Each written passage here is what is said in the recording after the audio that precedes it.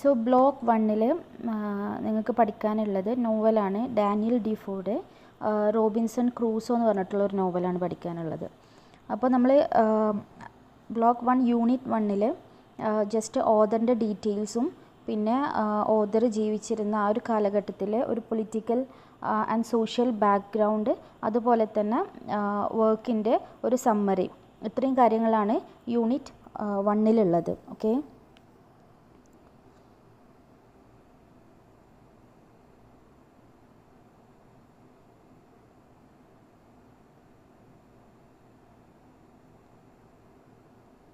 So ഓഥറിൻ്റെ biographical details നമ്മൾ നോക്കുകയാണെങ്കിൽ ഡാനിയൽ ഡിഫോ ബോൺ ചെയ്യുന്നത് 1660-ൽ ലണ്ടനിലാണ്.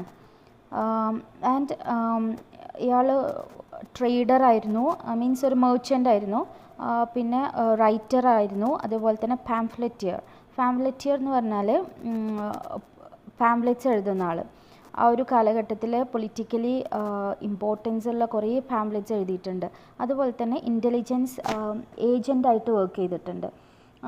പിന്നെ ഇവരുടെ ഒരു ഫാമിലി ഹിസ്റ്ററി നോക്കുകയാണെന്നുണ്ടെങ്കിൽ ഡാനിയൽ ഡിഫോയുടെ father he was a dissenter from the church of England, അതായത് ചർച്ച് ഓഫ് ഇംഗ്ലണ്ടിന് എഗെയിൻസ്റ്റ് ആയിട്ടുള്ള ഒരാളാണ്.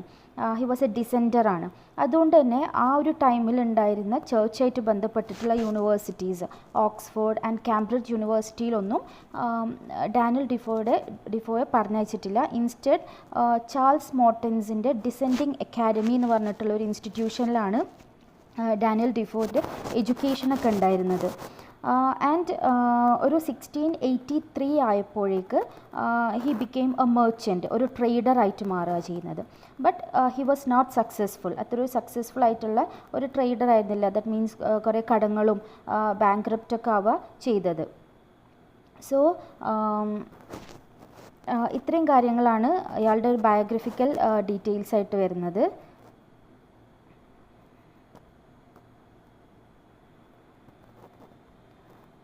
എന്താ മിസ് ഈ പാംലെറ്റർ എന്ന് പറഞ്ഞിട്ടുണ്ട്? പാംലെറ്റ്സ് ഇല്ലേ, നമ്മൾ ചെറിയ എന്താ പറയുക, നമ്മൾ ഇപ്പം ഒരു ഇൻസ്റ്റിറ്റ്യൂഷൻ്റെ ഒക്കെ ചെറിയ ഇത് കണ്ടിട്ടില്ലേ, നോട്ടീസ് പോലെ ഒരു കട്ടിയുള്ള നോട്ടീസ് കണ്ടിട്ടില്ലേ, നമ്മളിങ്ങനെ വിതരണം ചെയ്യും, അതിനാണ് നമ്മൾ പാംലെറ്റ്സ് എന്ന് പറയുക. അപ്പം ആ ഒരു ടൈമിൽ പാംലെറ്റ്സ് ആ ഒരു ടൈമിലുള്ള ഒരു പൊളിറ്റിക്കൽ ആയിട്ടുള്ള കാര്യങ്ങളെ കുറിച്ചിട്ടൊക്കെ ഡിഫോ ഭയങ്കരമായിട്ട് എഴുതിയിരുന്നു. ഭയങ്കര ഫേമസ് ആയിട്ടുള്ള കുറേ പാംലെറ്റ്സ് ഒക്കെ എഴുതിയിട്ടുള്ള ആളായിരുന്നു. ഓക്കെ, സോ ഇനി നമ്മൾ ഡാനിയൽ ഡിഫോ ജീവിച്ചിരുന്ന കാലഘട്ടത്തിൽ ഒരു ഇംഗ്ലണ്ടിൻ്റെ ഒരു പൊളിറ്റിക്കൽ ഹിസ്റ്ററിക്കൽ സർക്കംസ്റ്റൻസസ് ആണ് പറയുന്നത്. അതായത് 17th and 18th സെഞ്ച്വറി. ഞാൻ ഇൻട്രൊഡക്ഷൻ ക്ലാസ്സിൽ കുറച്ചൊക്കെ ഡീറ്റെയിൽസ് പറഞ്ഞിരുന്നു. സോ ഡാനിയൽ ഡിഫോയുടെ ബർത്ത് ഇയർ എന്ന് പറയുന്നത് ചാൾസ് സെക്കൻഡിൻ്റെ ഒരു റെസ്ട്രേഷൻ ടൈമാണ്. ചാൾസ് സെക്കൻഡ് റെസ്ട്രേഷൻ ഏജ് നിങ്ങൾക്ക് അറിയുണ്ടാവും, ഇൻട്രൊഡക്ഷൻ ക്ലാസ്സിൽ ഞാൻ പറഞ്ഞിട്ടുണ്ടായിരുന്നു. അപ്പോൾ ചാൾസ് സെക്കൻഡ് വീണ്ടും ത്രോണിലേക്ക് വന്നത്, വീണ്ടും അയാളുടെ അധികാരം റീസ്റ്റോർ ചെയ്തൊരു ടൈമിലാണ് ഡാനിയൽ ഡിഫോയുടെ ബർത്ത് വരുന്നത്. ആൻഡ് ഫാമിലി എന്ന് പറയുന്നത് ഒരു പ്രൊട്ടസ്റ്റൻറ്റ് ഡിസെൻഡേഴ്സാണ്. അതായത് ചർച്ചിന്, കിങ്ങിനും ചർച്ചിനൊക്കെ എതിരായിട്ടുള്ളൊരു ഇതായിരുന്നു, പ്രൊട്ടസ്റ്റൻറ്റ് ഡിസെൻഡേഴ്സ് ആയിരുന്നു. അതുകൊണ്ട് തന്നെ അവർക്ക് അധികം പബ്ലിക് ഓഫീസസ് പോളിസീസിലൊന്നും അധികം ഇടപെടാൻ പറ്റിയിട്ടില്ല. സോ അതേപോലെ ചാൾസ് സെക്കൻഡിന് ശേഷം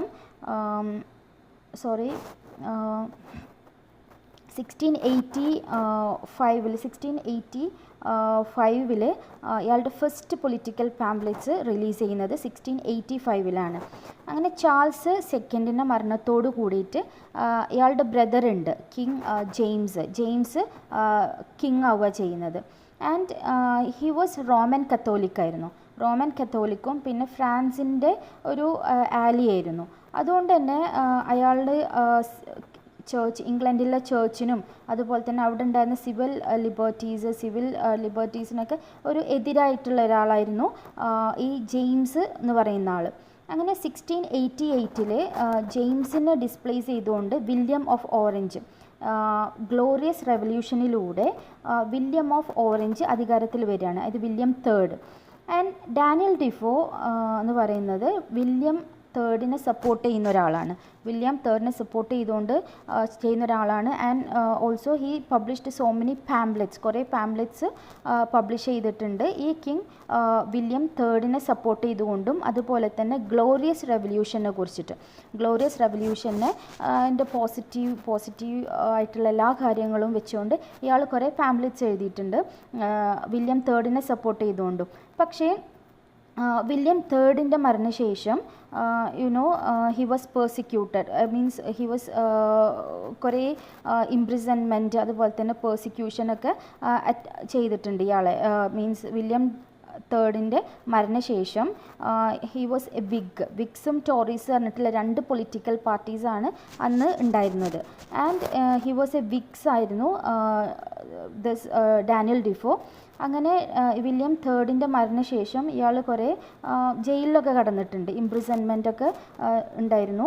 അപ്പം ആ ഒരു കാലഘട്ടത്തെ കുറിച്ചിട്ട് എഴുതിയിട്ടുള്ളൊരു പാംപ്ലെറ്റ്സ് ആണ് the shortest way with dissenters, the shortest way with dissenters എന്ന് പറഞ്ഞിട്ടുള്ള ഒരു പാംപ്ലെറ്റ്സ്.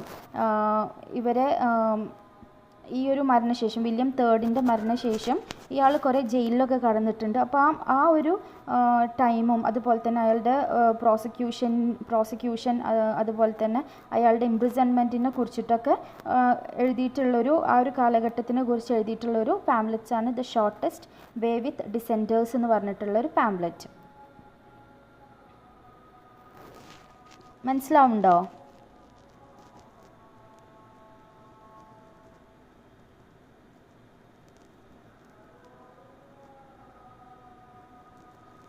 നെക്സ്റ്റ് റോബിൻസൺ ക്രൂസോൻ്റെ ഡാനിയൽ ഡിഫോയുടെ വർക്കുകൾ എന്തൊക്കെയാണെന്നുള്ളതാണ്. സോ 1719 ഈ ഒരു റോബിൻസൺ ക്രൂസോ എന്ന് പറഞ്ഞിട്ടുള്ള വർക്ക് വരുന്നത്. അയാൾ ഏകദേശം 2 ഡെക്കേഡ്സ് പാംപ്ലെറ്റ്സും പീരിയോഡിക്കൽസ് അതുപോലെ തന്നെ പൊളിറ്റിക്കൽ ആർട്ടിക്കിൾസ് പാംപ്ലെറ്റ്സ് ഒക്കെയാണ് എഴുതിയിട്ടുണ്ടായിരുന്നത്. 1719 കൂടിയിട്ടാണ് ഇയാളൊരു ഫിക്ഷൻ, അതായത് സ്റ്റോറീസ് നോവൽസ് ഒക്കെ എഴുതാൻ വേണ്ടിയിട്ട് തുടങ്ങുന്നത്. 1719 to 1724 ആണ്. Okay, slow ആക്കട്ടോ. ഓക്കെ, ഒരു 1719 തൊട്ടിട്ട് 1724 കൂടിയിട്ടാണ് ഈ ഒരു കാലഘട്ടം, 1719 to 1724 ആണ് ഇയാളുടെ ഫിക്ഷണൽ നറേറ്റീവ്സ് വരുന്നത്, അതായത് നോവൽസൊക്കെ വരുന്നത്. അപ്പോൾ 1719 റോബിൻസൺ ക്രൂസോ പബ്ലിഷ് ചെയ്തു.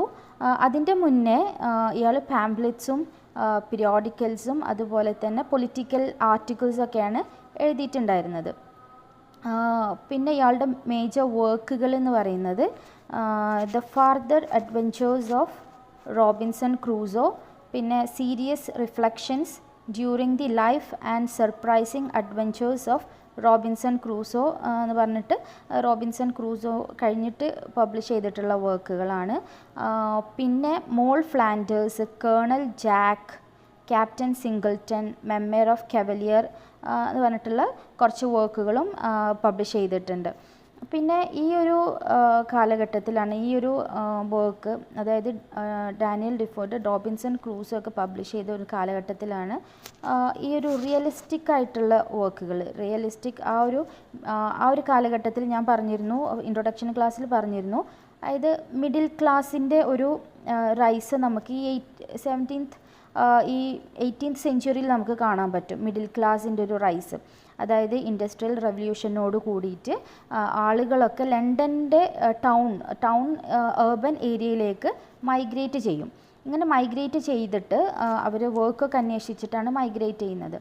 അങ്ങനെ അവിടെ ഒരു മിഡിൽ ക്ലാസ് ഫോം ചെയ്യാണ്, ഒരു ബൂർഷ്വാ മിഡിൽ ക്ലാസ്. അപ്പം ഈ ഒരു മിഡിൽ ക്ലാസ്സിൻ്റെ ലൈഫും അങ്ങനത്തെ ഒരു സോഷ്യലി റിയലിസ്റ്റിക് ആയിട്ടുള്ള റൈറ്റിങ് ഈ ഒരു കാലഘട്ടത്തിലാണ് വരുന്നത്. സോ ഡാനിയൽ ഡിഫോയുടെ കൂടെ തന്നെ സാമുവൽ റിച്ചാർഡ്സൺ, അതുപോലെ തന്നെ ഹെൻറി ഫീൽഡിങ് എന്ന് പറഞ്ഞിട്ടുള്ള കുറേ നോവലിസ്റ്റുകൾ ആ ടൈമിൽ റിയലിസ്റ്റിക് റൈറ്റിംഗ് ആയിട്ട് വന്നിട്ടുണ്ട്.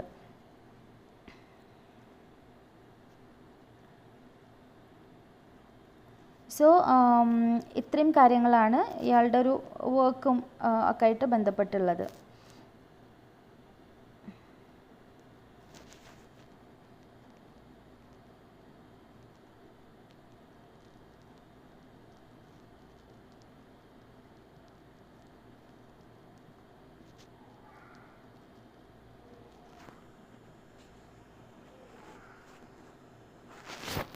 സോ ഇനി നമ്മൾ സമ്മറിയാണ്, ഈ ഒരു വർക്കിൻ്റെ സമ്മറിയാണ് പറയാൻ പോകുന്നത്. സോ ഇതിനൊരു പ്രിഫേസ് ഉണ്ട്, ഒരു ആമുഖമുണ്ട് ഈ ഒരു നോവലിന്. ആ ഒരു ഇതിൻ്റെ ഒരു സമ്മറി ഈ വർക്കിൻ്റെ, അതായത് ഈ നോവലിൻ്റെ പേർപ്പസ് എന്താണ്, ഈ നോവലിനെ കുറിച്ചിട്ട് അതിൻ്റെ ഒരു പേർപ്പസ് എന്താണ്, അതുപോലെ തന്നെ ഈ നോവൽ എന്താണെന്നൊക്കെ പറയുന്നത് ഈ ഒരു പ്രിഫേസ്, ഈ ഒരു ആമുഖത്തിലാണ്. സോ അത് ഭയങ്കര ഇമ്പോർട്ടൻ്റ് ആണ്. ഈ ഒരു നോവലിനെ സംബന്ധിച്ചിടത്തോളം ഇതിൻ്റെ പ്രിഫേസ് എന്ന് പറയുന്നത് ഇമ്പോർട്ടൻ്റ് ആണ്. ഒരു അൺനെയിംഡ് ആയിട്ടുള്ളൊരു എഡിറ്റർ ഒരാൾ ആണ് ഈ ഒരു നറേറ്റീവ്, നിങ്ങൾ എന്താണ് വായിക്കാൻ പോകുന്നത്, ഈ ഒരു നോവലിൽ നിങ്ങൾ എന്താണ് വായിക്കാൻ പോകുന്നത് എന്നുള്ളത് പറയുന്നത്. ഭയങ്കര ഡീറ്റെയിൽ ആയിട്ട് ഒരു സ്റ്റോറീൻ്റെ പേരോ അല്ലെങ്കിൽ ആളുടെ ഈ ഒരു റോബിൻസൺ ക്രൂസോ എന്ന് പറഞ്ഞിട്ടുള്ള ആളെ കുറിച്ചിട്ടൊന്നും പറയുന്നില്ല. ജസ്റ്റ് ഒരു private man's adventures in the world, ഒരു പ്രൈവറ്റ് മാനിൻ്റെ ഈ ഒരു വേൾഡിലെ അഡ്വഞ്ചേഴ്സ്, അത്രേ പറയുന്നുള്ളൂ. പക്ഷേ ഈ ഒരു അയാൾ പറയുന്നത്, ഈ ഒരു പ്രൊഫേസിൽ പറയുന്നുണ്ട്, ഇത് ശരിക്കും നടന്നിട്ടുള്ളൊരു സംഭവമാണെന്നുള്ളത്. അതായത് ജസ്റ്റ് ഹിസ്റ്ററി ഓഫ് ഫാക്റ്റാണ്. അതായത് ഈ ഒരു story based on true events, ശരിക്കും നടന്നിട്ടുള്ള ഒരു സംഭവമാണെന്നാണ് പറയുന്നത്. പിന്നെ അതുപോലെ തന്നെ ഈ ഒരു പ്രൊഫേസിൽ പറയുന്നുണ്ട് ഇതിൻ്റെ ഒരു തീം എന്താണെന്നുള്ളത്. ഒരു അഡ്വഞ്ചറാണ്, പിന്നെ ഒരു സർവൈവലാണ്. ഈ ഒരു റോബിൻസൺ ക്രൂസോ ഷിപ്രക്കിൽ പെട്ടിട്ട് ഒരു ഐലൻഡിൽ പെട്ടു പോകുന്നതാണ്. അവിടുന്ന് അയാൾ എങ്ങനെ സർവൈവ് ചെയ്യുന്നു, അയാളുടെ ഒരു സെൽഫ് റിലയൻസ് എന്താണ്, പിന്നെ അതുപോലെ തന്നെ അയാളുടെ ഒരു ഗ്രോത്ത്, അതായത് ഈ ഒരു റോബിൻസൺ ക്രൂസോൻ്റെ ഒരു പേഴ്സണൽ ഗ്രോത്താണ്. അയാൾ ചേർച്ചിനൊക്കെ എതിരായിട്ടുള്ള ആളാണ്, ഡിസെൻഡറാണ് ചേർച്ചിന്. അപ്പം അവിടുന്ന് അയാൾ ഒരു സ്പിരിച്വാലിറ്റിയിലേക്കുള്ള അയാളുടെ ഒരു ജേണി, അയാൾ അവിടെ ഷിപ്രക്കിൽ പെട്ടിട്ട് ഒരു ഐലൻഡിൽ ഒറ്റയ്ക്ക് പെട്ടു പോവുകയാണ്. അപ്പോൾ അവിടുന്ന് അയാൾക്ക് ഉണ്ടാവുന്ന അയാളുടെ ഒരു പേഴ്സണൽ ഗ്രോത്ത്, അതിനെക്കുറിച്ചിട്ടൊക്കെ ഇതിൽ പറയുന്നുണ്ട്. അതുപോലെ തന്നെ അവർ പറയുന്നത് എന്താണെന്ന് വെച്ചാൽ ഈ ഒരു ബുക്ക് എന്ന് പറയുന്നത് ജസ്റ്റ് ഒരു എൻ്റർടൈൻമെൻ്റ് ആയിട്ടുള്ള, നമ്മൾ എൻ്റർടൈൻ ചെയ്യിക്കാൻ വേണ്ടിയിട്ടുള്ളൊരു സ്റ്റോറി അല്ല. ഇൻസ്റ്റെഡ് അതിന് നമുക്ക് എന്താണ് വാല്യുബിൾ ആയിട്ടുള്ള കുറേ കാര്യങ്ങൾ, അതായത് നമുക്ക് ലൈഫിൽ നമുക്ക് അഡാപ്റ്റ് ചെയ്യാൻ പറ്റുന്ന, ലൈഫിൽ നമുക്ക് എടുക്കാൻ പറ്റുന്ന കുറേ വാല്യുബിൾ ആയിട്ടുള്ള ലൈഫ് ലെസൺസ് നമുക്ക് അതിൻ്റെ ഒരു സോഴ്സാണെന്നാണ് പറയുന്നത് ഈ ബുക്ക്. അതായത് ഒരു ഡൈഡാക്റ്റിക് പേർപ്പസാണ്, അല്ലെങ്കിൽ ഇൻസ്ട്രക്ഷനാണ്. ഇൻസ്ട്രക്ട്സ് വൺ ടു നോളജ്, നമ്മളെ കുറിച്ചിട്ട് നമുക്ക് നോളജ് പകർന്നു തരിക, അല്ലെങ്കിൽ നമ്മളൊരു എഡ്യൂക്കേഷൻ പേർപ്പസാണ് ഈ ഒരു നോവലിൽ ഉള്ളത് എന്നാണ് പറയുന്നത്. പിന്നെ അതുപോലെ തന്നെ ഇയാൾ പറയുന്നുണ്ട്, എഡിറ്റർ പറയുന്നുണ്ട്, ഈ ഡാനിയൽ ഡിഫോ ചെയ്യുന്നത് ഒരു സർവീസാണ് വേൾഡിനോടുള്ള. ഈ ഒരു ബുക്ക് പബ്ലിഷ് ചെയ്യുന്നതിലൂടെ അയാൾ ചെയ്യുന്നത് ഒരു സർവീസാണ്, വേൾഡിനോടുള്ളൊരു സർവീസാണ്. കാരണം അത്രയും ഒരു source of valuable life lessons നമുക്ക് ഈ ഒരു നോവലിൽ നിന്ന് കിട്ടുന്നുണ്ട് എന്നുള്ളതാണ്. അപ്പം ഈ ഒരു നോവലിനെ സംബന്ധിച്ചിടത്തോളം ഇതിൻ്റെ പ്രിഫേസ് എന്ന് പറയുന്നത് ഭയങ്കര ഇമ്പോർട്ടൻ്റ് ആണ്. ഓക്കെ, സോ ഇത്രയാണ് പ്രിഫേസിലുള്ളത്. അതായത് ഡൈഡാക്റ്റിക് പേർപ്പസാണ് ഈ ഒരു നോവലിനുള്ളത്. ഡൈഡാക്റ്റിക് എന്ന് പറഞ്ഞാൽ നമ്മൾ എഡ്യൂക്കേഷൻ പ്രൊവൈഡ് ചെയ്യുക എന്നുള്ളതാണ്. ഹലോ, സ്റ്റോറിയിൽ കറക്റ്റ് ഒരു ക്യാരക്ടറോ പേരോ ഒന്നുമില്ല? സ്റ്റോറിയിലുണ്ട്, പക്ഷെ പ്രിഫേസിൽ പറയുന്നില്ല എന്നാണ്. റോബിൻസൺ ക്രൂസോ എന്നാണ് നോവലിൻ്റെ പേര്, അതിലുള്ള ക്യാരക്ടറിൻ്റെ പേരാണ് റോബിൻസൺ ക്രൂസോ. നോവലിൻ്റെ പേരും ക്യാരക്ടറിൻ്റെ പേരും റോബിൻസൺ ക്രൂസോ എന്നാണ്. ഞാനിപ്പോൾ പറയുന്നത് പ്രിഫേസ്, നമ്മൾ ആമുഖം ഉണ്ടാവില്ലേ ഒരു നോവലിനൊരു ആമുഖം, ഈ ആമുഖം ഈ ഒരു നോവലിനെ സംബന്ധിച്ചിടത്തോളം ഭയങ്കര ഇമ്പോർട്ടൻ്റ് ആണ്. നിങ്ങൾക്ക് ക്വസ്റ്റ്യൻസ് വരാൻ ചിലപ്പം, ദ ഇമ്പോർട്ടൻസ് ഓഫ് പ്രിഫേസ് എന്ന് പറഞ്ഞിട്ട്. അപ്പം പ്രിഫേസിൽ ഒരു എഡിറ്റർ, ഒരു പേരില്ലാത്ത ഒരു അൺനെയിംഡ് ആയിട്ടുള്ള എഡിറ്ററാണ് ഈ ഒരു പ്രിഫേസ് എഴുതിയിട്ടുള്ളത്, ഒരു ആമുഖം എഴുതിയിട്ടുള്ളത്. അപ്പം ഇതിൽ പറയുന്നുണ്ട് ഈ ഒരു നോവലിൻ്റെ പേർപ്പസ് എന്താണ് എന്നൊക്കെ പറയുന്നുണ്ട്. അതിൽ കറക്റ്റായിട്ട് റോബിൻസൺ ക്രൂസോ എന്നുള്ള ഒരാളെ മെൻഷൻ ചെയ്യുന്നില്ല എന്നുള്ളൂ. Just private man's adventures in the world എന്നാണ് പറയുന്നുള്ളൂ. ഒരു സ്റ്റോറി ഓഫ്, അതായത് ഡീറ്റെയിൽഡ് ആയിട്ട് പറയുന്നില്ല എന്നുള്ളൂ, അല്ലെങ്കിൽ നെയിം ഡീറ്റെയിൽ ആയിട്ട് പറയുന്നില്ല എന്നുള്ളൂ. ഓക്കെ. ഓക്കെ മാം.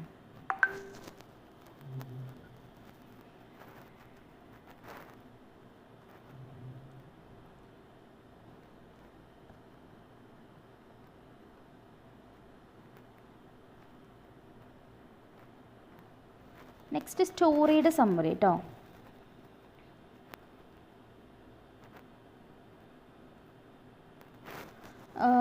സോ സ്റ്റോറീൻ്റെ ബിഗിനിങ്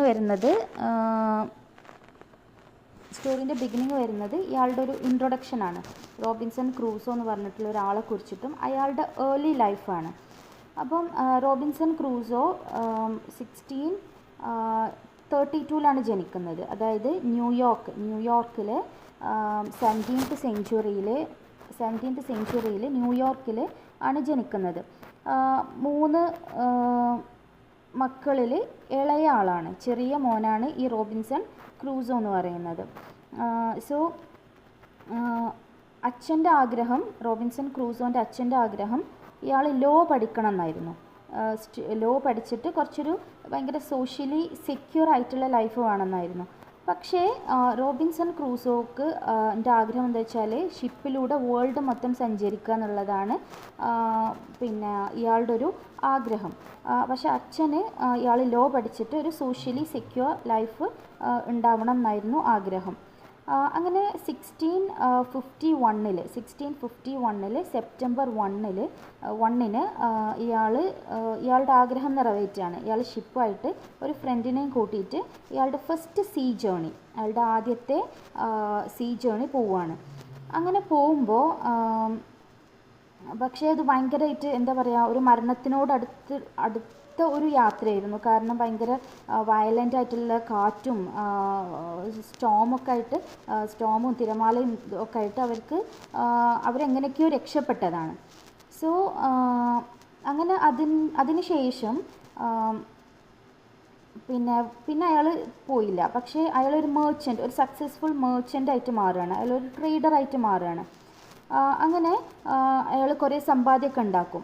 അങ്ങനെ സമ്പാദ്യമൊക്കെ ഉണ്ടാക്കിയതിന് ശേഷം അയാൾ വീണ്ടും അയാളുടെ സമ്പാദ്യമൊക്കെ ഒരാളെ ഏൽപ്പിച്ചിട്ട്, ഒരു വിഡോനെ ഏൽപ്പിച്ചിട്ട്, ഒരു വിഡോനെ ഏൽപ്പിച്ചിട്ട് അയാളുടെ അടുത്ത യാത്ര പോവുകയാണ്. സെക്കൻഡ് വോയേജ് എന്ന് പറയുന്നത് ഭയങ്കരമായിട്ട് സംഭവ ബഹുലമായിരുന്നു. കാരണം എന്താണെന്ന് വെച്ചാൽ ഈ കുറേ പൈറേറ്റ്സ് എന്ന് പറഞ്ഞാൽ, അതായത് മൂറിഷ് പൈറേറ്റ്സ് എന്ന് പറഞ്ഞാൽ കടൽക്കൊള്ളക്കാർ.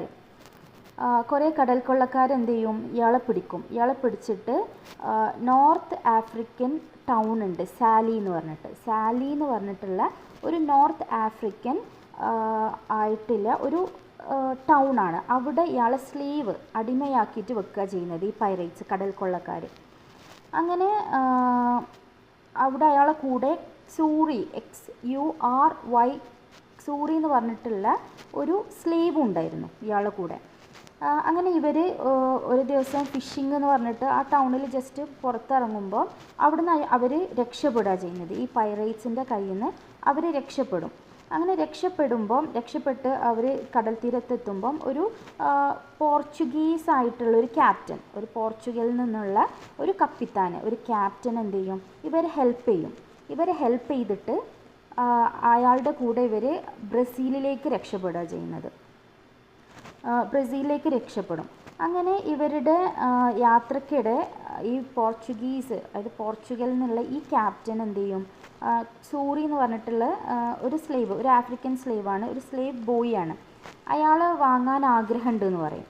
അങ്ങനെ പക്ഷേ ഇയാൾക്ക് റോബിൻസൺ ക്രൂസോക്ക് ഭയങ്കര ഒരു വിഷമം വരും. അതായത് ഇയാളുടെ കൂടെ രക്ഷപ്പെട്ടു വന്നിട്ടുള്ള ഒരു സ്ലേവ് ബോയാണ് ഈ പൈറേറ്റ്സിൻ്റെ കയ്യിൽ നിന്ന് ഇവർ രണ്ടുപേരുമാണ് രക്ഷപ്പെടുന്നത്. അതായത് റോബിൻസൺ ക്രൂസോയും സൂറി എന്ന് പറഞ്ഞിട്ടുള്ള ഈ ഒരു സ്ലേവ് അടിമ ഒരു ചെക്കനാണ്, അവരാണ് രക്ഷപ്പെടുന്നത്. അപ്പം ഈ ഒരു പോർച്ചുഗീസ് ക്യാപ്റ്റന് ഇയാളെ വേണമെന്ന് പറയുമ്പം, ഇയാളെ വിൽക്കാൻ പറ്റുമോ എന്ന് ചോദിക്കുമ്പം, ഇയാളെ വേണമെന്ന് പറയുമ്പം ഈ റോബിൻസൺ ക്രൂസോക്ക് ആദ്യം ഭയങ്കര വിഷമം തോന്നും. പക്ഷേ ഇയാളൊരു നിബന്ധന വെക്കും. അതായത് റോബിൻസൺ ക്രൂസോ പറയും, ഒരു 10 വർഷത്തിന് ശേഷം നിങ്ങൾ അവരെ വെറുതെ വിടണം, അതായത് അവരെ ഫ്രീ ആക്കണം എന്ന് പറയും. സോ ആ ഒരു എഗ്രിമെൻറ്റിൽ അവർ എന്ത് ചെയ്യും, ഇക്സൂറി എന്നുള്ള ആ ചെക്കനെ, ആ ഒരു സ്ലേവ് ബോയിനെ ഇയാൾക്ക് വിട്ടുകൊടുക്കുകയാണ് ചെയ്യുന്നത്. അങ്ങനെ ബ്രസീലിലെത്തി. ബ്രസീലിൽ നിന്ന് ഇയാളുടെ ഒരു ബ്രസീലിലുള്ളൊരു ജേണി എന്ന് പറയുന്നത് ഭയങ്കര ഒരു പ്ലാന്റേഷൻ, ഒരു ടൊബാക്കോ പ്ലാന്റേഷൻ ഓണറായിട്ട് മാറുക ചെയ്യുന്നത് ഈ ബ്രസീലിൽ വെച്ചിട്ട്. ബ്രസീലിലേക്കാണ് രക്ഷപ്പെടുന്നത്. അങ്ങനെ ബ്രസീലിൽ വെച്ചിട്ട് ഇവർ ഒരു സക്സസ്ഫുൾ ആയിട്ടുള്ള ഒരു ടൊബാക്കോ പ്ലാന്റേഷൻ ഓണറായിട്ട് മാറുക ചെയ്യുന്നത്. സോ അങ്ങനെ അതാണ് ഇയാളുടെ second journey. So first journey വരുന്നത് ഇയാളുടെ ഫ്രണ്ടിൻ്റെ കൂടെ പോവും. അച്ഛൻ്റെ വാക്കുകളൊക്കെ പിന്നെ വിലക്കെടുക്കാതെ ഒരു ഫസ്റ്റ് ജേണി പോവും ഫ്രണ്ടിൻ്റെ കൂടെ. പക്ഷെ അത് ഭയങ്കര കാറ്റും ഇതൊക്കെ ആയിട്ട് അവർ മരണത്തിനോട് അടുക്കുക ചെയ്യുക. പിന്നെ അവിടുന്ന് രക്ഷപ്പെട്ട് വന്നിട്ട് തിരിച്ച് രണ്ടാമത് ഇവർ പോകുന്നത്, രണ്ടാമത് ഇയാൾ പോയ ജേണിയിലാണ് ഇയാളെ കുറേ കടൽ കൊള്ളക്കാർ പൈറേറ്റ്സ് പിടിക്കുന്നതും നോർത്ത് ആഫ്രിക്കയിലെ ടൗൺ ആയിട്ടുള്ള സാലി എന്നുള്ള സ്ഥലത്ത് ഇയാളെ അടിമയായിട്ട് വെക്കുക ചെയ്യുന്നത്. പിന്നെ അവിടുന്ന് എസ്കേപ്പ് ആയിട്ട് ഇവർ ബ്രസീലിൽ പോകും. ബ്രസീലിൽ വെച്ചിട്ട് ഇയാളൊരു സക്സസ്ഫുൾ ആയിട്ടുള്ള ഒരു പ്ലാന്റേഷൻ ഓണറായിട്ട് മാറുക ചെയ്യുന്നത്. ഓക്കെ മിസ്, ഫസ്റ്റ് ജേണിയിലെ ഫ്രണ്ടിന്റെ നെയിമും അതേപോലെ ആ വെൽത്ത് ഒക്കെ സൂക്ഷിക്കാൻ ഒരു വിഡോനെ ഏൽപ്പിച്ചില്ലേ, അവരുടെ നെയിമും ഇതിൽ മെൻഷൻ ചെയ്യുന്നുണ്ടോ? ഇല്ല, മെൻഷൻ ചെയ്യണില്ല. അപ്പൊ ഇതില് എന്താ പറയാ, ഈ സ്ലേവിന്റെ നെയിം മാത്രമല്ലേ ഇപ്പൊ പറഞ്ഞിട്ടുള്ളൂ ആയിട്ട്? സ്ലേവിന്റെ പേരാ പറഞ്ഞത്. മറ്റേ ക്യാപ്റ്റന്റെ പോർച്ചുഗീസ് ക്യാപ്റ്റൻ തന്നെ, അല്ലാതെ വേറെ നെയിമൊന്നുമില്ല. ഓക്കെ.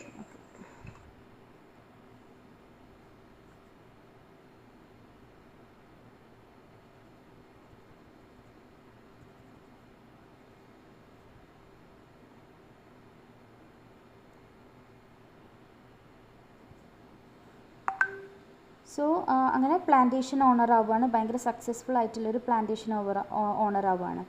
സോ പിന്നെ അടുത്ത ഇയാളുടെ ഒരു ജേണി എന്ന് പറയുന്നത് ആഫ്രിക്കയിലോട്ടാണ്. അതായത് ആഫ്രിക്കയിൽ ഇയാളുടെ പ്ലാന്റേഷനിൽ ആവശ്യമായിട്ടുള്ള അടിമകളെ, അതായത് ആഫ്രിക്കയിലെ ബ്ലാക്ക്സ് ആയിട്ടുള്ള സ്ലേവ്സിനെ, അടിമകളെ കളക്ട് ചെയ്യാൻ വേണ്ടിയിട്ട്, അക്വയർ ചെയ്യാൻ വേണ്ടിയിട്ടാണ് ഇയാളുടെ അടുത്ത ജേണി. ഓക്കെ, അതൊരു ഷിപ്പിലാണ് പോകുന്നത്. പിന്നെ ആഫ്രിക്കയിലോട്ടാണ് പോകുന്നത്. വെസ്റ്റ് ആഫ്രിക്ക കേട്ടോ, വെസ്റ്റ് ആഫ്രിക്കയിലേക്ക് ഒരു സ്ലേവ്സിനെ അക്വയർ ചെയ്യാൻ വേണ്ടിയിട്ട്, ഇയാളുടെ പ്ലാന്റേഷനിലേക്ക് ആവശ്യമായിട്ടുള്ള സ്ലേവ്സിനെ കണ്ടുപിടിക്കാൻ വേണ്ടിയിട്ടുള്ള ഒരു ജേണിയാണ് ഇയാളുടെ അടുത്തതുള്ളത്. സോ ഈ ഒരു ജേണിയിലാണ് ഇയാൾ ഷിപ്പ് ആവുന്നത്. അയാളുടെ ഷിപ്പ് പിന്നെ പൊളിഞ്ഞിട്ട് ഇയാളൊരു ഐലൻഡിൽ പെടുക ചെയ്യുന്നത്, ഒരു കരീബിയൻ ഐലൻഡ്, അതായത് ട്രിനിഡാഡ് എന്ന് പറഞ്ഞിട്ടുള്ള ഒരു കോസ്റ്റ് ഓഫ് ട്രിനിഡാഡ്, അവിടെ ഒരു കരീബിയൻ ഐലൻഡിൽ, ആരുമില്ലാത്ത ഒരു കരീബിയൻ ഐലൻഡിൽ ഇയാൾ പെടുക ചെയ്യുന്നത്. ആൻഡ് ആ ഷിപ്പ്രക്കിൽ നിന്ന് ഇയാൾ മാത്രമേ ബാക്കിയായിട്ടുള്ളൂ, ഇയാൾ മാത്രമേ ജീവനോടെ ബാക്കിയായിട്ടുള്ളൂ. അങ്ങനെ അയാൾ ഒരു ഐലൻഡിൽ പെടുകയാണ്. സോ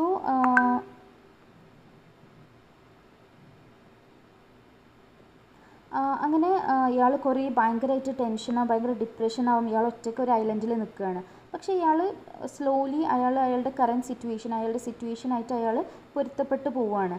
സോ അങ്ങനെ അയാൾ എന്ത് ചെയ്യും, അയാളുടെ ഒരു സിറ്റുവേഷൻ അയാൾ ആക്സെപ്റ്റ് ചെയ്യും. അയാൾ ഇങ്ങനെ ഭയങ്കരമായിട്ട് സങ്കടപ്പെട്ട് ഇങ്ങനെ ഇരിക്കുന്ന ഒരാൾ പിന്നെ അങ്ങനെ ഒരു ഗ്രാജുവലി അയാളുടെ സിറ്റുവേഷനെ അയാൾ ആക്സെപ്റ്റ് ചെയ്തിട്ട് അയാൾ ഇരിക്കും. അങ്ങനെ അയാളുടെ ഒരു ആക്സെപ്റ്റൻസ് എന്താണ്, അത് ദൈവത്തിനോടുള്ളൊരു ഗ്രാറ്റിറ്റ്യൂഡ്. അതായത് അയാളുടെ ജീവൻ രക്ഷിച്ചതിന്, അയാളുടെ മാത്രം ജീവൻ രക്ഷിച്ചു, അല്ല ബാക്കിയുള്ള ആളുകളൊക്കെ മരിച്ചു പോവുക ചെയ്യുന്നത്.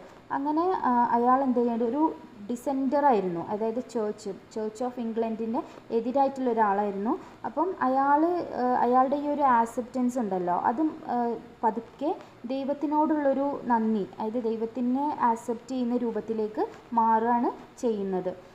അങ്ങനെ അയാൾ ഭക്ഷണം തേടുക, പിന്നെ അതുപോലെ തന്നെ അയാൾക്ക് നിൽക്കാൻ വേണ്ടിയിട്ടുള്ള ഷെൽട്ടർ, ഫുഡ്, പിന്നെ ഇതൊക്കെ തേടി നടക്കുക ചെയ്യുന്നത്.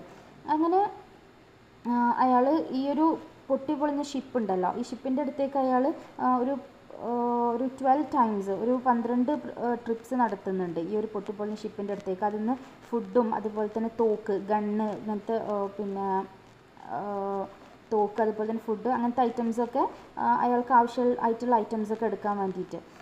അങ്ങനെ അയാൾ അവിടെ ഒരു വീടൊക്കെ വെച്ചിട്ട്, മീൻസ് ഇങ്ങനത്തെ ഒരു ചെറിയൊരു ഷെൽട്ടറൊക്കെ വെച്ചിട്ട്, ഒരു സെക്കൻഡ്.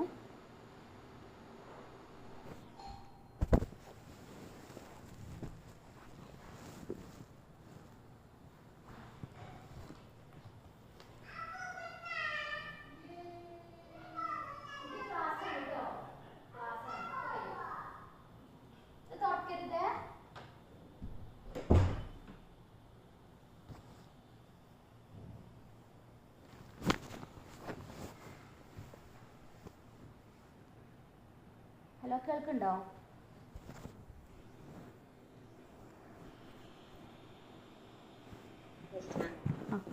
ഓക്കെ.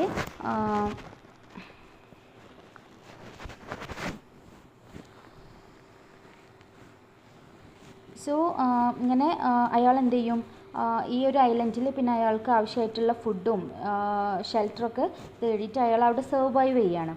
അങ്ങനെ ഇയാൾക്ക് കുറേ ആടുകളൊക്കെ കിട്ടും ഇയാൾക്ക്. അയാളുടെ ജീവിക്കാൻ ആവശ്യമായിട്ടുള്ള ഭക്ഷണത്തിനും ഇതിനൊക്കെ ആവശ്യമായിട്ടുള്ള ഗോട്ട്, പിന്നെ അതുപോലെ തന്നെ അയാൾ ആ ഒരു ഐലൻഡിൽ ജസ്റ്റ് ഒരു ക്രോസ്, അതായത് ഒരു ക്രോസ് സ്ഥാപിക്കും. ആ ക്രോസിൽ ഇയാൾ എത്തിയ ഡേറ്റും അങ്ങനെ ഇട്ടിട്ട്, അതായത് 1659 സെപ്റ്റംബർ 1 ഇതാണ് അയാൾ അവിടെ എത്തിയിട്ടുള്ള ഡേറ്റ്.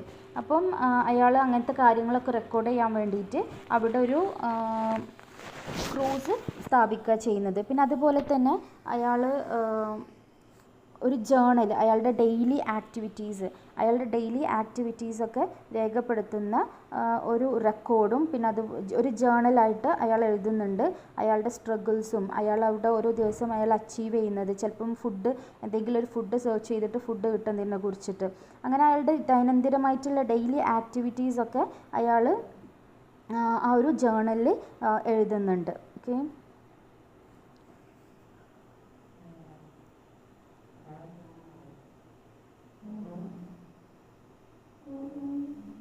അങ്ങനെ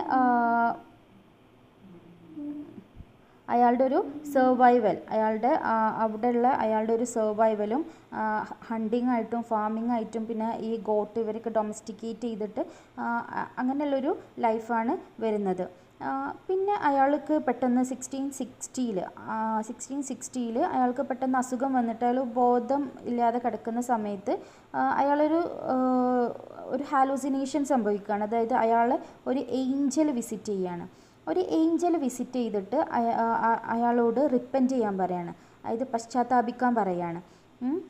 അപ്പം നമ്മൾ പറഞ്ഞു, ഇതിൻ്റെ ഒരു പ്രിഫേസിൽ ഞാൻ പറഞ്ഞു, ഈ ഒരു വർക്ക് എന്ന് പറയുന്നത് ഈ റോബിൻസൺ ക്രൂസോൻ്റെ ഒരു പേഴ്സണൽ ഗ്രോത്താണ്. അതായത് ഒരു ഡിസെൻഡർ എന്നുള്ള ഒരു പൊസിഷനിൽ നിന്ന് അയാൾക്ക് ഒരു സ്പിരിച്വൽ അവേക്കനിങ്, അല്ലെങ്കിൽ ദൈവത്തിൻ്റെ പാതയിലേക്കുള്ള അയാളുടെ ഒരു ഗ്രോത്തായിട്ട് നമുക്ക് ഒരു സ്പിരിച്വൽ ട്രാൻസ്ഫോർമേഷനാണ് ഇയാൾക്ക് ഈ ഒരു ഐലൻഡിൽ സംഭവിക്കുന്നത്.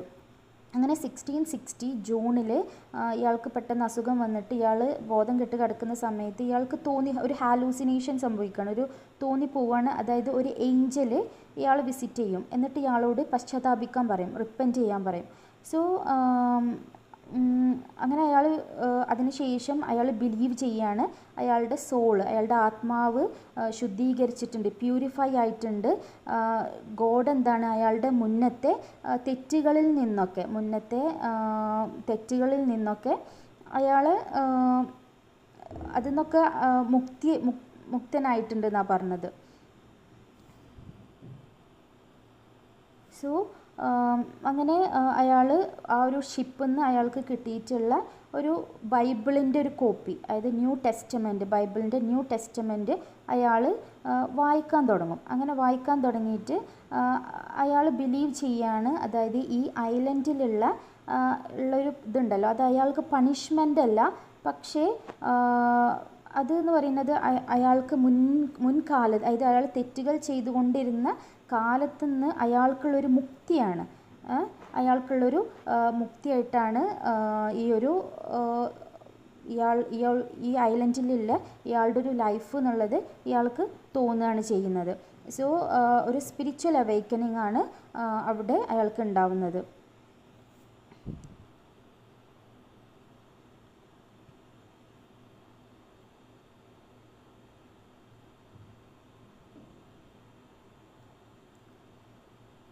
സോ അങ്ങനെ അവിടെ ജീവിക്കുന്ന ടൈമിൽ ഇയാൾ കുറേ കാനിബൽസ് എന്ന് പറഞ്ഞാൽ മനുഷ്യരെ ഭക്ഷിക്കുന്ന ആളുകളാണ്. അപ്പോൾ കുറേ കാനിബൽസിനെ മീറ്റ് ചെയ്യും, അതായത് അവിടെ ഉണ്ട് എന്നുള്ളത് ഇയാൾക്ക് മനസ്സിലാവുക ചെയ്യുന്നത്.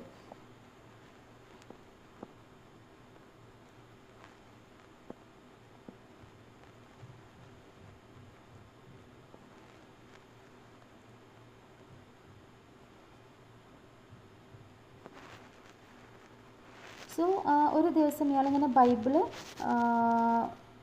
വായിക്കുന്ന സമയത്ത്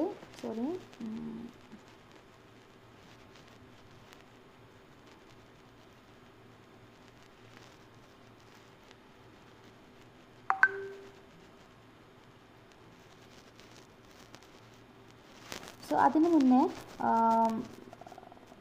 പിന്നെ ഇയാളുടെ ഡെയിലി ആയിട്ടുള്ള കാര്യങ്ങളൊക്കെ ഇയാൾ എഴുതുന്നുണ്ട്. അങ്ങനെ ഇയാളുടെ കയ്യിലുള്ള ഇങ്ക് തീർന്നു പോവും.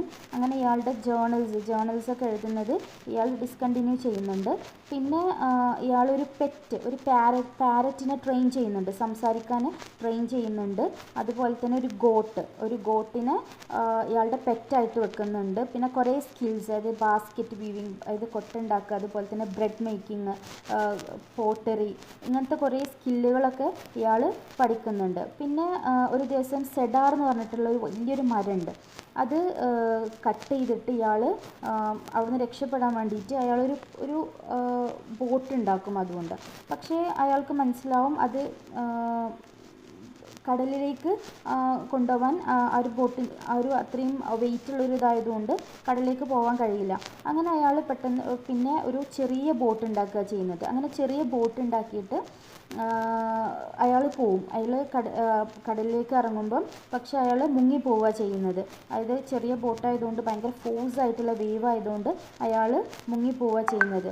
അങ്ങനെ അയാൾ ആ ഒരു തീരത്തിൻ്റെ വേറൊരു സൈഡിലേക്ക്, ആ കടൽ തീരത്തിൻ്റെ വേറൊരു സൈഡിലേക്ക് എത്തിപ്പെടുകയാണ് ചെയ്യുന്നത്. പക്ഷെ ആ ഒരു സമയത്ത് ഇയാൾ ട്രെയിൻ ചെയ്തിട്ടുള്ള പാരറ്റ് ഇയാളെ പേര് വിളിക്കുന്നുണ്ടായിരുന്നു. അങ്ങനെ വൺസ് എഗെയിൻ ഇയാൾക്ക് ദൈവത്തിനോട് അയാളെ ജീവൻ രക്ഷിച്ചതിന് ദൈവത്തിനോട് അയാൾ സ്തുതി പറയുക ചെയ്യുന്നത്. അങ്ങനെ ഇയാൾ ഇങ്ങനത്തെ കുറേ സ്കില്ലുകളൊക്കെ പഠിച്ചിട്ട് ആ ഒരു ഐലൻഡിൽ നിൽക്കുകയാണ്. സോ അങ്ങനെ കുറേ വർഷങ്ങൾ കടന്നു പോവുക ചെയ്യുന്നത്. അങ്ങനെ ഒരു ദിവസം ഇയാൾ എന്ത് ചെയ്യും, ഇയാളിങ്ങനെ പോകുമ്പം ഒരു മനുഷ്യൻ്റെ ഫുട് പ്രിൻറ്റ്, ഒരു കാലടി കാൽപാദത്തിൻ്റെ അടയാളം ഇയാൾ ഈ ഒരു ഐലൻഡിൽ കാണും. പിന്നെ അപ്പം അയാൾ പെട്ടെന്ന് വിചാരിക്കും എന്തെങ്കിലും ഡെവിളായിരിക്കും എന്ന്. പക്ഷേ പിന്നീട് അയാൾക്ക് മനസ്സിലാവുകയാണ് ആ ഒരു ഐലൻഡിൽ കുറേ കാനിബൽസ് ഉണ്ടെന്ന്. കാനിബൽസ് എന്ന് പറഞ്ഞാൽ ഈ മനുഷ്യനൊക്കെ തിന്നുന്ന ആളുകളാണ്. കാനിബൽസ് ഉണ്ടെന്നുള്ളത് ഇയാൾ ഡിസ്കവർ ചെയ്യാണ്. സോ അത്രയും വർഷം ഐലൻഡിൽ നിന്നിട്ട് അയാൾ അന്ന് മനസ്സിലാക്കുകയാണ് കുറേ വർഷങ്ങൾക്ക് ശേഷം അയാൾ മനസ്സിലാക്കുകയാണ് ഈ ഐലൻഡ് ഇടയ്ക്കിടയ്ക്ക് കാനിബൽസ് വന്നിട്ട് വിസിറ്റ് ചെയ്യാറുണ്ട് എന്നുള്ളത് അയാൾ മനസ്സിലാക്കുകയാണ്. അപ്പം അയാൾക്ക് ആകെ പേടിയാവും. അങ്ങനെ പേടിയായിട്ട് അയാൾ പിന്നെ ഭയങ്കരമായിട്ട് വിജിലൻ്റ് ആവും. അതായത് ഇവരെ കണ്ണിൽ പെടാതെ എങ്ങനെ ഇരിക്കണം എന്നുള്ളതായിരിക്കും പിന്നെ അയാളുടെ ഒരു ചിന്ത എന്ന് പറയുന്നത്. അങ്ങനെ അയാളൊരു അണ്ടർഗ്രൗണ്ട് ഒരു കൺസ്ട്രക്ഷനൊക്കെ ഉണ്ടാക്കിയിട്ട് കുക്കിങ്ങും അതുപോലെ തന്നെ ഇയാളുടെ ഇയാളുടെ പെറ്റ്സിനൊക്കെ അവിടെ വെക്കും. അതുപോലെ തന്നെ അങ്ങനെ അയാൾ സമയം പോവുകയാണ്. സോ അയാളുടെ ഓരോ സ്റ്റെപ്പും ഇയാൾ ഈ കാനിബൽസിൻ്റെ മുന്നിൽ പെടരുത് എന്നുള്ള പോലെയാണ് നടന്നിരുന്നത്. സോ അങ്ങനെ ഒരു ദിവസം ഇയാൾ ബൈബിൾ വായിച്ചു കൊണ്ടിരിക്കുമ്പോൾ അയാൾ പെട്ടെന്നൊരു വെടിയൊച്ച കേൾക്കും. അപ്പം നെക്സ്റ്റ് ഡേ ഇയാൾ പുറത്തിറങ്ങി നോക്കുമ്പോൾ ഒരു ഷിപ്പ് അവിടെ പൊട്ടിപ്പൊളിഞ്ഞ് കിടക്കുന്നത് കാണും. ഒരു ഷിപ്പ് റെക്കായിട്ട് കിടക്കുന്നത് കാണും. പിന്നെ അയാളിങ്ങനെ അതിനെക്കുറിച്ചിട്ട് ആ ഒരു ഷിപ്പൊക്കെ ഇങ്ങനെ സെർച്ച് ചെയ്യുമ്പോൾ അതിൽ കുറേ ആളുകളുണ്ടായിരിക്കും. പിന്നെ മരിച്ച് കിടക്കുന്നത് കുറേ ആളുകളെ കാണും. പിന്നെ അയാളിങ്ങനെ ആ ഷിപ്പിനെ കുറിച്ചിട്ട് ഇങ്ങനെ സ്റ്റഡി ചെയ്യുമ്പോൾ അയാൾക്ക് മനസ്സിലായത് ഒരു സ്പാനിഷ് ഷിപ്പാണ്. പിന്നെ അതുപോലെ തന്നെ കുറേ പ്രൊവിഷൻസും ക്ലോത്ത്സ് അതുപോലെ തന്നെ ഗോൾഡ്, ഈ സ്വർണത്തിൻ്റെ ബാറുകളുണ്ടല്ലോ, അതൊക്കെ അയാൾക്ക് ഇതിൽ നിന്ന് കിട്ടും. അങ്ങനെ വീണ്ടും അയാൾ ഈ ഒരു സംഭവത്തോട് കൂടിയിട്ട് ഇയാൾ വീണ്ടും ദൈവത്തിനോട് നന്ദി പറയാണ്. ഇയാളുടെ അതിൽ നിന്നുള്ള ആ ഒരു ഷിപ്പിൽ നിന്നുള്ള കുറേ ആളുകൾ മരിച്ചിട്ടുണ്ട്, കുറേ ആളുകൾ മിസ്സിംഗ് ആണ്. അപ്പം once again he shows express gratitude, ദൈവത്തിനോട് നന്ദി പറയാണ്. പിന്നെ ഇയാൾക്ക് റോബിൻസൺ ക്രൂസോക്ക് അവിടെ നിന്ന് എങ്ങനെയെങ്കിലും രക്ഷപ്പെടണം, ആ ഒരു ഐലൻഡിൽ നിന്ന് എങ്ങനെയെങ്കിലും രക്ഷപ്പെടണം എന്നുള്ള ചിന്തയായിരുന്നു ഉണ്ടായിരുന്നത്. അപ്പോൾ അയാൾക്ക് കുറേ നൊസ്റ്റാൾജിയ മെമ്മറീസൊക്കെ ഇങ്ങനെ വരും. അയാളുടെ ഫാദറിന് ഇയാൾ ലോ പഠിച്ചിട്ടൊരു സെക്യൂർ സോഷ്യൽ ലൈഫ് ഉണ്ടാവണം എന്നായിരുന്നു ആഗ്രഹം. അപ്പം ശരിക്കും അന്ന് അത് കേട്ടിരുന്നെങ്കിൽ ഇയാൾ നല്ലൊരു ജീവിതമായിരിക്കും അയാൾക്ക് ഉണ്ടായിരുന്നിരിക്കുക എന്നൊക്കെയുള്ള കുറേ ചിന്തകൾ, അതായത് പണ്ടത്തെ കാലത്ത് കുറേ ചിന്തകൾ വരും. അങ്ങനെ അയാൾക്ക് അവിടുന്ന് പെട്ടെന്ന് രക്ഷപ്പെടാനുള്ളൊരു ഇത് തോന്നും, രക്ഷപ്പെടണം എന്ന് ഇയാൾക്ക് തോന്നും. സോ അങ്ങനെ നിൽക്കുന്ന സമയത്ത് ഇയാൾ കണ്ടുപിടിക്കുകയാണ്, അതായത് ആ ഒരു ഐലൻഡിൽ കുറേ ഹ്യൂമൻ ഡെഡ് ബോഡീസ് കാണും. അപ്പോൾ അയാൾക്ക് മനസ്സിലാവും ഈ ഒരു കാനിബൽസ് കൊന്നിട്ടിട്ടുള്ള ആളുകളുടെ ഡെഡ് ബോഡീസ് ആണ് എന്നുള്ളത് ഇയാൾക്ക് മനസ്സിലാവും. പിന്നെ അപ്പോൾ അയാൾക്ക് ഭയങ്കര പേടിയാവും, ഭയങ്കര ഹി ബിക്കെയിം ടെറിഫൈഡ്. സോ അങ്ങനെ ഇയാൾ കാണുകയാണ്, അതായത് ഒരു 30 കാനിബൽസ് ഈ ഒരു ഇതിൽ കൂടെ പോകുന്നത് ഇയാൾ കാണുകയാണ്. സോ ഒരു കാനിബലിനെ ഇയാൾ കൊല്ലാൻ പോവുകയാണ്. ഒരു കാനിബൽ ഒരു ആളെ കൊല്ലാൻ പോവുകയാണ്. അതായത് അതിൻ്റെ വിക്ടിമിനെ കൊല്ലാൻ പോകുന്ന സമയത്ത് എന്ത് ചെയ്യും, അത് രക്ഷപ്പെടും. ഈ കാനിബൽസിൻ്റെ കയ്യിൽ നിന്ന് രക്ഷപ്പെട്ടിട്ട് ക്രൂസോൻ്റെ വീട്ടിലേക്കാണ് വരിക.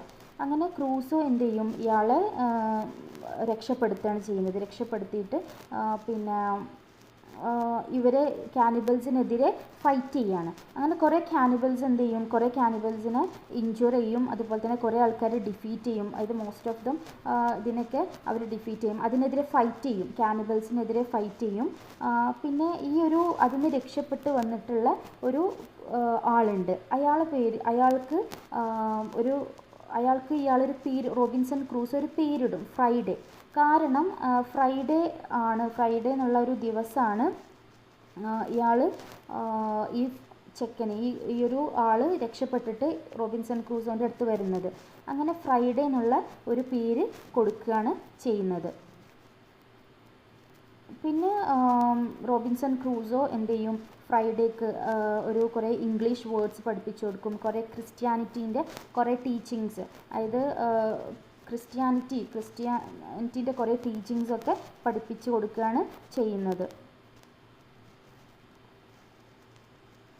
സോ ആ ഒരു ഐലൻഡിൽ ഇവരെ ഫ്രൈഡേൻ്റെ കുറേ ആളുകൾ, അതായത് ഈ ഷിപ്പിൽ നിന്ന് വന്നിട്ടുള്ള കുറേ ആളുകൾ ഉണ്ട്. അപ്പം ഫ്രൈഡേ ഒരു ദിവസം അവരുടെ ആളുകളുടെ അടുത്തേക്ക് തിരിച്ചു പോകണം, അതായത് അയാളുടെ അവിടുന്ന് രക്ഷപ്പെട്ട് പോകണം എന്നില്ല, അയാളുടെ ആളുകളുടെ അടുത്തേക്ക് തിരിച്ചു പോകണം എന്നുള്ള ഒരു ആഗ്രഹം പ്രകടിപ്പിക്കും.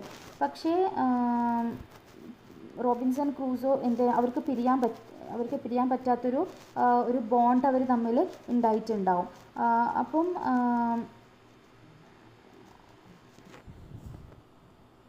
മനസ്സിലാവുന്നുണ്ടോ?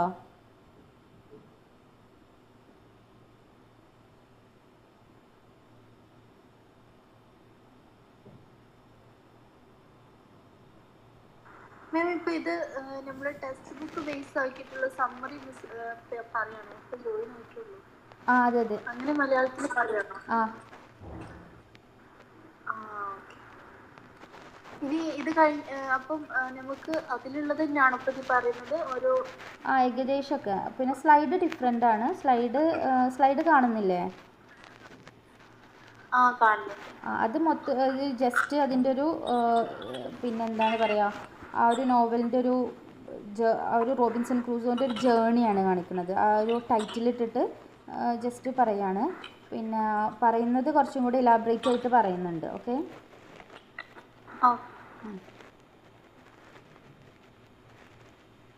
ഇതിപ്പോ ഈ ഒരു ക്യാരക്ടറിന്റെ എന്താ പറയാ, ഇങ്ങനെ ഒരു യാത്രനെ പറ്റിയിട്ടുള്ള ഒരു ചെറിയൊരു ഇതാണല്ലേ? നോവലാണത്? നോവലാണ്. ഇതിലിപ്പോ ഒരുപാട് നമ്മള് അപകടത്തിൽ പെട്ടാലും എന്താ പറയാ, അയാളൊരു ദൈവവിശ്വാസി അല്ലല്ലോ, അയാളും ഫാദറും. പക്ഷെ അയാളെ ഇത്രയും അപകടത്തിൽ നിന്നും ദൈവം രക്ഷിച്ചില്ലേ? അതെ അതെ, ഇതില് മെയിൻ ആയിട്ട് വരുന്നത് ഒരു സ്പിരിച്വൽ അവൈക്കനിങ് എന്ന് പറയും നമ്മൾ. ഒരു സ്പിരിച്വൽ ഗ്രോത്ത് ഒക്കെയാണ് ഇതിൽ കാണിക്കുന്നത്. ലാസ്റ്റ് സാൽവേഷൻ ചെയ്ത് മടങ്ങുമോ?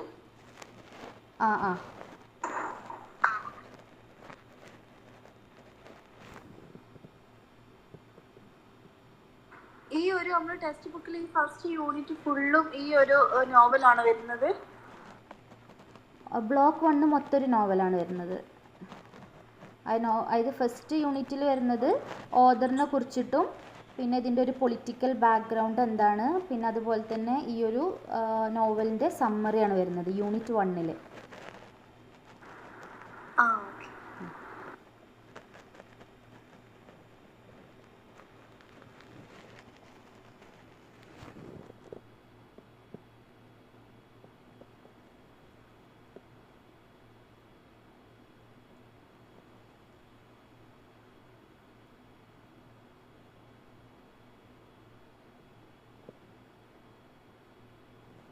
സോ ഈ ഒരു കാനിബൽസിൻ്റെ ഒരു ഐലൻഡിൽ ഇവർ നിൽക്കുന്ന ഒരു സ്ഥലത്ത് ഈ ഷിപ്പിലുണ്ടായിരുന്ന കുറേ ആൾക്കാരെ പിടിച്ചു വെച്ചിട്ടുണ്ട്. ഈ ഫ്രൈഡേൻ്റെ കുറേ ആളുകൾ പിടിച്ചു വെച്ചിട്ടുണ്ട്. അപ്പം ഇവരെന്ത് ചെയ്യും, ഇവരൊരു ബോട്ട് ഉണ്ടാക്കിയിട്ട് റോബിൻസൺ ക്രൂസോയും അതുപോലെ തന്നെ ഫ്രൈഡേയും ഒരു ബോട്ട് ഉണ്ടാക്കിയിട്ട് ആ ഐലൻഡ്, അതായത് കാനിബൽസിൻ്റെ ലാൻഡ് വിസിറ്റ് ചെയ്യാൻ വേണ്ടിയിട്ട് അവർ തീരുമാനിക്കുകയാണ്. അങ്ങനെ അവർ പോകുന്നതിന് മുന്നേ അവരാകെ ഷോക്കിംഗ് ആവും. കാരണം ഒരു 21 കാനിബൽസ് ഒരു ക്യാനോയിൽ, ചെറിയൊരു ബോട്ടിൽ ഒരു 21 കാനിബൽസ് വരുന്നുണ്ടാവും, ഇവരുടെ അടുത്തേക്ക് വരുന്നുണ്ടാവും. അതിൽ 3 വിക്ടിംസും ഉണ്ടാവും. അതായത് 3 ഇവർ പിടിച്ചു വെച്ചിട്ടുള്ള 3 ഹ്യൂമൻസ് ഉണ്ടായിരിക്കും. അത് ഒരു ഭയങ്കര കണ്ടാൽ തന്നെ അറിയാം കുറച്ചൊക്കെ ഒരു യൂറോപ്യൻ ആയിട്ടുള്ള ആളുകളാണ്. സോ അങ്ങനെ ഫ്രൈഡേയും റോബിൻസൺ ക്രൂസോയും കൂടിയിട്ട് ഇവരൊക്കെ കൊന്നൊടുക്കുക ചെയ്യുന്നത്. ഈ കാനിബൽസിനൊക്കെ കൊന്നിട്ട് ഇവർ പിടിച്ചു വെച്ചിട്ടുള്ള വിക്ടിംസ് ഉണ്ടല്ലോ, അവർ പിടിച്ചു വെച്ചിട്ടുള്ള ക്യാപ്റ്റീവ്സിനെ രക്ഷിക്കുകയാണ് ചെയ്യുന്നത്. അങ്ങനെ ഫ്രൈഡേ ഈ രക്ഷിച്ചതിൽ ഫ്രൈഡേക്ക് മനസ്സിലാവും അതിലൊരാൾ ഫ്രൈഡേയുടെ അച്ഛനായിരുന്നു. ഒരു വിക്ടിംസ് എന്ന് പറയുന്നത് ഫ്രൈഡേയുടെ അച്ഛനായിരുന്നു. വേറൊരാളുണ്ടായിരുന്നു, അതൊരു സ്പാനിഷ് ആയിട്ടുള്ള ആളാണ്. അങ്ങനെ എല്ലാവരും റോബിൻസൺ ക്രൂസോൻ്റെ ഷെൽട്ടർ വീട്ടിലേക്ക് വന്നിട്ട് അവർ ഫുഡൊക്കെ കഴിച്ചിട്ട് ഇതാക്കുകയാണ്. അങ്ങനെ റോബിൻസൺ ക്രൂസോ അയാളുടെ ഒരു കമ്മ്യൂണിറ്റിയിലേക്ക്, അയാളുടെ ഒരു അയാളുടെ ഒരു ഏരിയയിലേക്ക് ഇവരെ വെൽക്കം ചെയ്യുകയാണ്. സോ പിന്നീട് ഈ ഫ്രൈഡേയും ഫാദറും കൂടെ ആ ഒരു ഐലൻഡ് എക്സ്പ്ലോർ ചെയ്യാണ്. പിന്നെ അങ്ങനെ എക്സ്പ്ലോർ ചെയ്ത് നടക്കുമ്പോൾ അവർക്ക് മനസ്സിലാവും ഒരു ഇംഗ്ലീഷ് ഷിപ്പ്, ഒരു ഇംഗ്ലണ്ടിൽ നിന്നുള്ള ഷിപ്പ് ഇങ്ങനെ ഇവരെ അപ്രോച്ച് ചെയ്യുന്നുണ്ടാവും. ഒരു ഇംഗ്ലീഷ് ഷിപ്പ് വരുന്നുണ്ടാകും. ആൻഡ് ഇവർ ആ ഒരു ലൈഫ് ഉണ്ടല്ലോ, ആ ഒരു ഐലൻഡിലുള്ള ഒരു ലൈഫ് ഒരു കമ്മ്യൂണിറ്റി പോലെയായി. അവരത് ഭയങ്കരമായിട്ട് എൻജോയ് ചെയ്ത് അവിടെ ഒരു സെറ്റിലായിപ്പോയി. പക്ഷെ അപ്പം അവർക്ക് ഈ ഒരു ഇംഗ്ലീഷ് ഷിപ്പ് വന്നപ്പം അവരാകെ എന്തോ ഒരു അവർക്ക് അത്രയും ബോണ്ടാണ് ഇവർ തമ്മിൽ ഉണ്ടായിട്ടുണ്ടായിരുന്നത്. അങ്ങനെ ഇംഗ്ലീഷ് ഷിപ്പ് വന്നപ്പോൾ ഇവർ ആദ്യം ഒന്ന് പേടിക്കും, ഇതാരാണ് എന്താണെന്ന് മനസ്സിലാവാതെ ഇനി കാനിബൽസ് വരികയാണോ എന്നൊക്കെയുള്ള ഇത് വെച്ചിട്ട് പേടിക്കും. പക്ഷേ അതിലൊരു 11 men ഉണ്ടായിരുന്നു. From that ship take 3 prisoners on shore in a boat. അങ്ങനെ അവർ പിന്നെ ഒരു 3 പ്രിസണേഴ്സിനെയും കൊണ്ടിട്ടാണ് വന്നിട്ടുണ്ടാവുക. ഈ ഒരു ഇംഗ്ലീഷ് ഷിപ്പ് ഇവരുടെ ഐലൻഡിലേക്ക് വന്നിട്ടുണ്ടാവുക ഒരു 3 പ്രിസണേഴ്സിനായിട്ട് കൊണ്ടാണ് വന്നിട്ടുണ്ടാവുക. അതിൽ 9 പേര് ആ ഏരിയ കാണാൻ വേണ്ടിയിട്ട് പോകും, ഐലൻഡ് എക്സ്പ്ലോർ ചെയ്യാൻ വേണ്ടിയിട്ട് പോകും. ബാക്കി 2 പേര് ഈ പ്രിസണേഴ്സിനെ നോക്കി അവിടെ തന്നെ നിൽക്കുകയാണ് ചെയ്യുന്നത്. അങ്ങനെ ഫ്രൈഡേയും ക്രൂസോയും ഈ ആളുകളൊക്കെ ഡിഫീറ്റ് ചെയ്തിട്ട് ഈ പ്രിസണേഴ്സിനെ രക്ഷിക്കുക ചെയ്യുന്നത്. അപ്പം ഈ ഒരു ഇംഗ്ലീഷ് ഷിപ്പിനെ കടൽ കൊള്ളക്കാർ പോലത്തെ ആളുകൾ പിടിച്ചടക്കുക ചെയ്യുന്നത്. ഒരു ഇംഗ്ലീഷ് ഷിപ്പിനെ കടൽ കൊള്ളക്കാർ ഒരു 11 പേര് പിടിച്ചടക്കുകയാണ്. അങ്ങനെ ഇവരെ ഡിഫീറ്റ് ചെയ്തിട്ട് ഈ 3 പ്രിസണേഴ്സിനെ ഇവർ റിലീസ് ചെയ്യും. റോബിൻസൺ ക്രൂസോയും ഫ്രൈഡേയും കൂടെ ഈ 3 പ്രിസണേഴ്സിനെ രക്ഷിക്കുകയാണ് ചെയ്യുന്നത്. അതിലൊന്ന് ആ ഒരു ഷിപ്പിൻ്റെ ക്യാപ്റ്റനായിരിക്കും. ഇംഗ്ലീഷ് ഷിപ്പിൻ്റെ, ഇംഗ്ലണ്ടിൽ നിന്നുള്ള ആ ഷിപ്പിൻ്റെ ക്യാപ്റ്റനായിരിക്കും ആ പ്രിസണറിൽ ഒരാൾ. അങ്ങനെ റോബിൻസൺ ക്രൂസോയും ഫ്രൈഡേയും കൂടെ ഇവരൊക്കെ ഡിഫീറ്റ് ചെയ്തിട്ട് അവർ പിന്നെ ഈ ഒരു ഷിപ്പിൽ അവർ തിരിച്ച് പോവുകയാണ് ചെയ്യുന്നത്. അവർ തിരിച്ച് ഇംഗ്ലണ്ടിലേക്ക് പോവുകയാണ് ചെയ്യുന്നത്.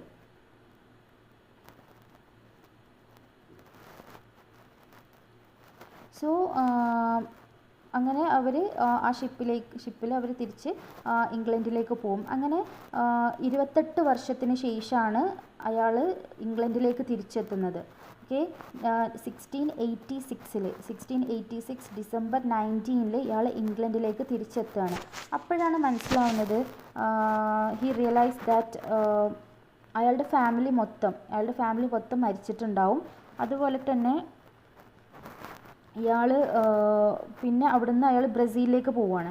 അങ്ങനെ ബ്രസീലിലേക്ക് പോകുമ്പം ഇയാൾക്ക് മനസ്സിലാവും ഇയാളുടെ പ്ലാന്റേഷൻസ്, അതായത് ബ്രസീലിൽ ഇയാൾ ടൊബാക്കോ പ്ലാന്റേഷൻ തുടങ്ങിയിരുന്നു. ആ ബ്രസീലിൽ നിന്നാണ് ഇയാൾ പോകുന്നത്. അങ്ങനെയാണ് ഷിപ്രക്കിൽ പെടുന്നത്. ഈ ആഫ്രിക്കൻ സ്ലേവ്സിനെ അക്വയർ ചെയ്യാൻ വേണ്ടി ഇയാളുടെ പ്ലാന്റേഷന് ആവശ്യമായിട്ടുള്ള സ്ലേവ്സിനെ അക്വയർ ചെയ്യാൻ വേണ്ടിയിട്ടാണ് ഇയാൾ ഈ ഒരു ഷിപ്പിൽ യാത്ര പോകുന്നത്. അങ്ങനെയാണ് അയാൾ ഷിപ്രക്കിൽ പെടുന്നത്. സോ ഈ ബ്രസീലിലുള്ള ഇയാളുടെ പ്ലാന്റേഷന് ഭയങ്കര സക്സസ്ഫുൾ ആയിട്ടുണ്ടാവും. അയാൾ ബ്രസീൽ വിസിറ്റ് ചെയ്യുമ്പോൾ. ഓക്കെ, സോ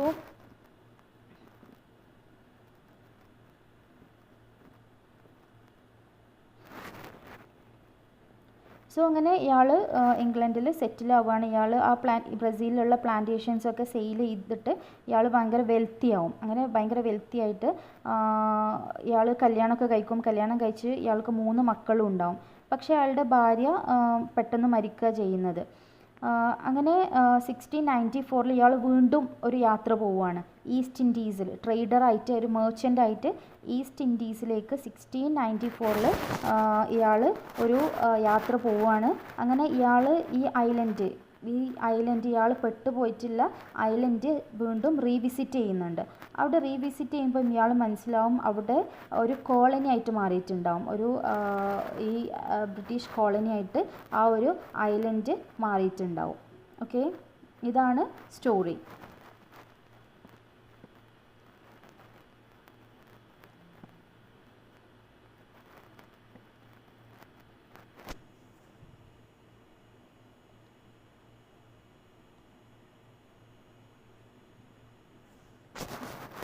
ഹലോ, കേൾക്കുന്നുണ്ട് സർ.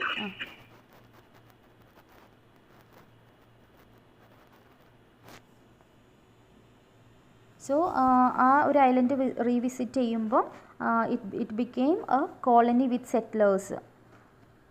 ഓക്കെ, സോ ഇതാണ് അതിൻ്റെ സ്റ്റോറി. നിങ്ങളുടെ ടെക്സ്റ്റ് ബുക്കത്തെ ഒരു സമ്മറി ഉണ്ടല്ലോ, അതൊന്ന് വായിച്ച് നോക്കുക കേട്ടോ. ഞാൻ ഈ ഒരു പ്രസൻറ്റേഷൻ വേണമെങ്കിൽ ഷെയർ ചെയ്ത് തരാം.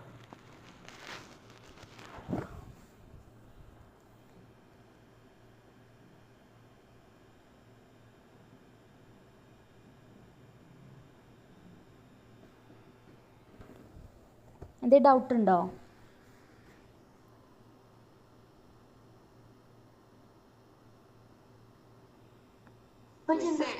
ലാസ്റ്റ് അവര് പിന്നെ മോചിപ്പിക്കുമല്ലോ ആ കപ്പലിൽ നിന്നും. അപ്പൊ ഒരു ക്യാപ്റ്റനെ പറഞ്ഞില്ലേ, നമ്മളെ അല്ലല്ല, ഫസ്റ്റ് കണ്ട ക്യാപ്റ്റൻ അല്ല. അതായത് ഫസ്റ്റത്തെ ക്യാപ്റ്റൻ എന്ന് പറയുന്നത് ഇയാൾ ഒരു ആഫ്രിക്കൻ ടൗണിൽ ഇയാളെ സ്ലേവായിട്ട് പിടിച്ചു വെക്കുമല്ലോ കുറേ കടൽ കൊള്ളക്കാരെ. അവിടുന്ന് രക്ഷപ്പെടുത്തുന്നതാണ് ഒരു പോർച്ചുഗലിൽ നിന്നുള്ള ഒരു ക്യാപ്റ്റനാണ് ഫസ്റ്റ് പറഞ്ഞ ക്യാപ്റ്റൻ. ഇപ്പോൾ പറഞ്ഞ ക്യാപ്റ്റൻ എന്ന് പറയുന്നത് ഇവർ ആ ഐലൻഡിൽ ജീവിച്ചിരിക്കുമ്പോൾ ലാസ്റ്റ് ഒരു ഇംഗ്ലണ്ടിൽ നിന്നുള്ളൊരു ഷിപ്പ് വരുന്നതാണ്.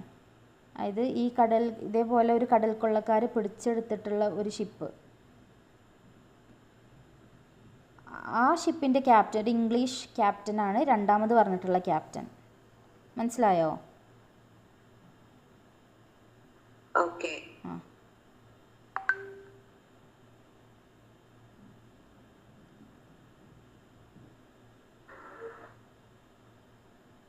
ഈ ഒരു നോവലിന്റെ സമ്മറി നമ്മൾ പഠിച്ചേക്കൽ നിർബന്ധമാണല്ലേ?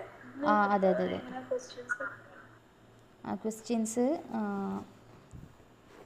ക്വസ്റ്റ്യൻസ് ഞാൻ നെക്സ്റ്റ് ക്ലാസ്സിൽ പറയാം കേട്ടോ, എങ്ങനെയാണ് ക്വസ്റ്റ്യൻ വരിക എന്നുള്ളത്.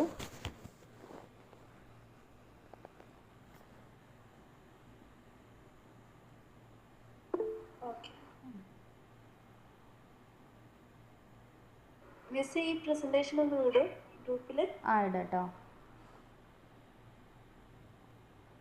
അല്ലെങ്കിൽ റെക്കോർഡ് ക്ലാസ് കിട്ടുമല്ലോ അല്ലേ? റെക്കോർഡ് ക്ലാസ് ഉണ്ട്.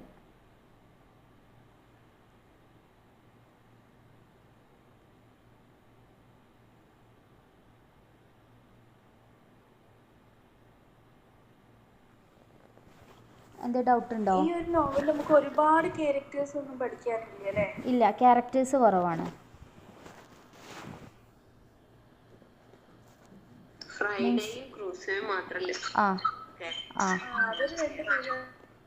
അതെ അതെ. അതായത് ഇയാൾ ഒറ്റക്കാണല്ലോ കുറേ വർഷങ്ങൾ, ആൾമോസ്റ്റ് 20 years ഒക്കെ ഇയാൾ ആ ഐലൻഡിൽ ഒറ്റക്കാണല്ലോ.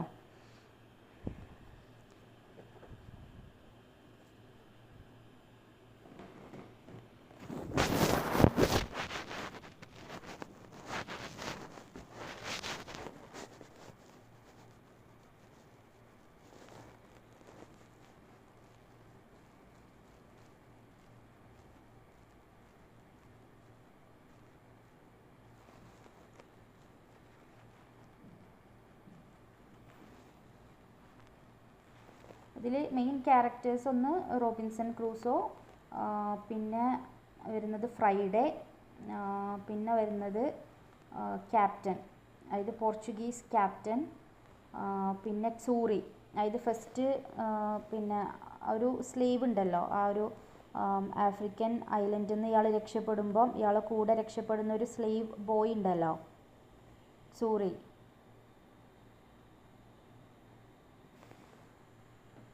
പിന്നെ ക്രൂസോസ് ഫാദർ. അങ്ങനൊരു ഇത്ര ക്യാരക്ടേഴ്സാണ് ഇതിൽ മെയിനായിട്ടുള്ളത്.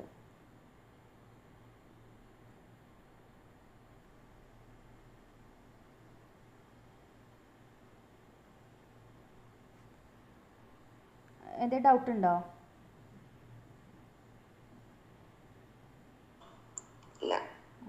അപ്പം നിങ്ങൾ ടെക്സ്റ്റിലുള്ള സമ്മറി ഉണ്ടല്ലോ, നിങ്ങൾ ടെക്സ്റ്റ് ബുക്ക് ഒന്ന് വായിച്ചു നോക്കുക കേട്ടോ. മൊത്തത്തിൽ